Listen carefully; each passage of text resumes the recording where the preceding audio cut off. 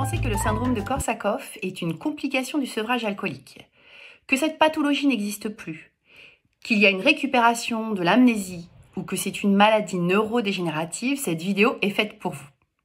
Si vous êtes conscient que cette pathologie est majeure et nécessite un engagement collectif, alors cette vidéo est également faite pour vous. Le syndrome de Korsakoff est dû à une carence en vitamine B1, aussi appelée thiamine, qui s'observe le plus fréquemment chez des personnes présentant un trouble de l'usage d'alcool.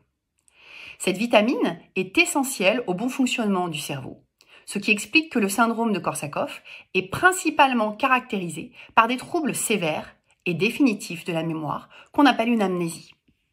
Ces troubles sont si importants chez des sujets souvent encore jeunes qu'il va être pratiquement impossible pour les patients de retrouver un mode de vie autonome. Cette pathologie est donc sévère, persistante et très invalidante. Pourtant, dans le système de soins en France, aujourd'hui, cette problématique est quasi inexistante. Nous devons prendre conscience de la défaillance de notre système de santé face à la situation extrêmement complexe des personnes atteintes de syndrome de Korsakoff, de la souffrance de leur entourage et des soignants, en manque de formation et de solutions de soins adaptées à proposer. 3 chantiers s'ouvrent donc à nous, celui de la prévention, celui du diagnostic et de la prise en charge. En termes de prévention, les preuves scientifiques de l'effet d'une supplémentation en thiamine sont indéniables et il est totalement incompréhensible que la thiamine ne soit pas remboursée en officine de ville. De nombreux cas de syndrome de Korsakoff pourraient donc être évités.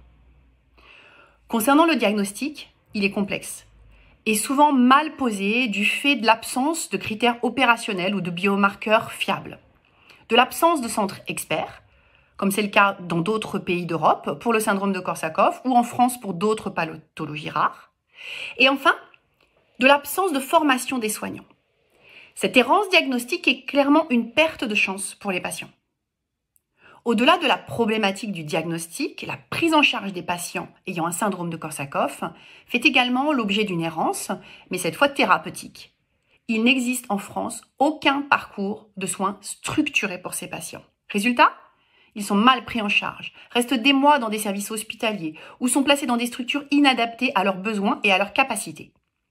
Ils sont alors marginalisés, stigmatisés, ils épuisent le personnel soignant, sont parfois renvoyés chez eux, dans la rue, dans des situations de grande précarité. Le coût sociétal de cette absence de parcours de soins est colossal. Pourtant, d'autres pays d'Europe ont saisi l'importance de cette problématique et ont su organiser toute une filière de soins. Il existe donc des exemples que nous pouvons suivre. La problématique du syndrome de Korsakoff reflète notre incapacité à réellement agir de manière préventive et à répondre avec une véritable efficacité à l'ampleur du problème. Il est temps d'agir. Je fais appel à vous, citoyens, politiciens, soignants, proches de patients. Aidez-nous à faire bouger les lignes. Nous demandons le remboursement total de la thiamine en officine de ville pour améliorer la prévention du syndrome de Korsakoff. Nous demandons la mise en place d'un parcours de soins dédié aux personnes présentant un syndrome de Korsakoff, avec des centres experts ou de référence pour le diagnostic et des lieux de vie permettant à la fois la protection et l'accompagnement de ces patients. Enfin, nous demandons l'organisation d'un réseau national d'établissements cliniques et de laboratoires de recherche travaillant sur le syndrome de Korsakoff afin de continuer à faire évoluer les connaissances et les pratiques. Pour aller plus loin, n'hésitez pas à consulter le numéro spécial de février sur le syndrome de Korsakoff dans la revue Alcoologie et Addictologie de la Société française d'alcoolologie. Partagez cette vidéo et mobilisons-nous tous ensemble.